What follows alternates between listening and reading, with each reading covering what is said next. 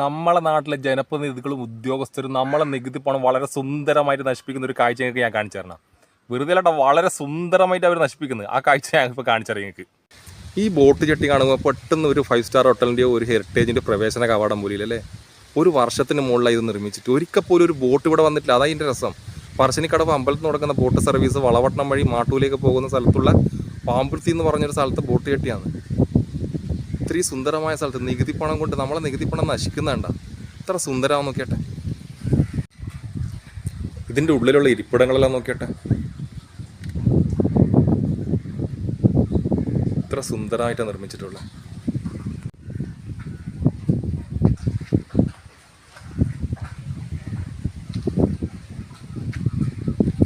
ഇവിടെയാണ് കേട്ടോ ബോട്ട് വന്ന് നിൽക്കണ്ടേ. എല്ലാം റെഡിയാന്ന് നോക്കട്ടെ. ബോട്ട് വന്നാൽ സ്റ്റോപ്പ് ചെയ്യേണ്ട ടയർ വരെ വെച്ചിട്ടുണ്ട്. പക്ഷെ ബോട്ട് വന്നിട്ടില്ല. ഇതാണ് കണ്ട, ഇതാണ് ഇവിടുത്തെ അവസ്ഥ. ഇത്രയും കോടി ഉറുപ്പ്യ മുടക്കിയിട്ട് ഒരു ബോട്ട് ചട്ടി ഉണ്ടാക്കിയിട്ട് ബോട്ട് ഇവിടെ നിർത്തൂല. ബോട്ട് നിർത്തുന്ന സ്ഥലം ഞാൻ കാണിച്ചു തരാം കേട്ടോ. അതിൻ്റെ അവസ്ഥ ഭയങ്കര ദയനീയമാണ്. ഇതാണ് സ്വിറ്റ്സർലൻഡ് മാതൃകയിൽ ഒരുപാട് വർഷങ്ങൾക്ക് മുന്നേ നിർമ്മിച്ച ബോട്ട് ചട്ടി കേട്ടോ.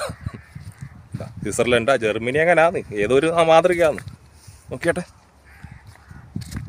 ഇതിൻ്റെ മുകളിൽ ഇങ്ങനെ ബോട്ട് വന്ന് അടിച്ചിട്ടുണ്ടല്ലോ, അത് തകർന്ന് തരിപ്പണായി. അപ്പുറത്ത് ഇത്രയും സുന്ദരമായൊരു ബോട്ട് ചട്ടി വെച്ചിട്ടാണ് ഇത് ഇങ്ങനെ. ഇത് ഉദ്ഘാടനം ചെയ്യാൻ ആളില്ല എന്നാണ് പറയുന്നത്. ഉദ്ഘാടനം ചെയ്യാൻ ആളില്ല. അവസ്ഥ ആലോചിച്ച് നോക്കിയട്ടെ. ഇതല്ലേ ഇപ്പോൾ ബോട്ട് വന്ന് അടിച്ച് തകർന്നു പോകുന്നത്. കണ്ട തെച്ചിക്കോട്ട രാമചന്ദ്രൻ നെറ്റിപ്പട്ടം കെട്ടി വരുന്ന പോലെ വരുന്നത് കണ്ട. ഞാൻ ഇപ്പം പറഞ്ഞെങ്കിൽ വിശ്വാസമായില്ല നിങ്ങൾക്ക്. ഇതാ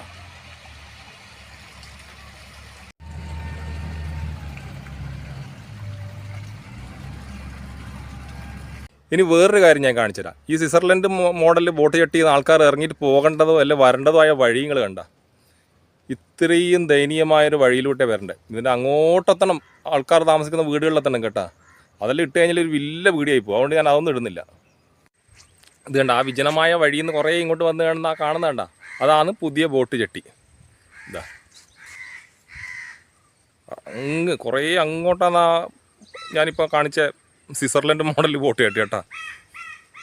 ഇത് ഉദ്ഘാടനം ചെയ്യാൻ തന്നെ കാരണം കേട്ടോ ഏറ്റവും രസകരം. നമ്മളെ MLA-ക്കും MP-ക്കും മന്ത്രിക്കും പഞ്ചായത്ത് പ്രസിഡന്റിനും സമയമില്ല പോലും. വേറെ നല്ലത് ഇത് ഈഗോ ആണ്. രാഷ്ട്രീയ പാർട്ടിക്കാർ തമ്മിലുള്ള ഈഗോ ആണ്.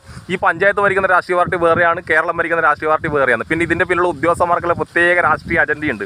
അതുകൊണ്ടാണ് നമ്മളെ നികുതി പണം ഇത്രയും സുന്ദരമായി നശിപ്പിക്കുന്നത്. എത്ര സുന്ദരമായി നിർമ്മിച്ചൊരു ബോട്ട് ചട്ടീൻ്റെ അവസ്ഥ ഇത്.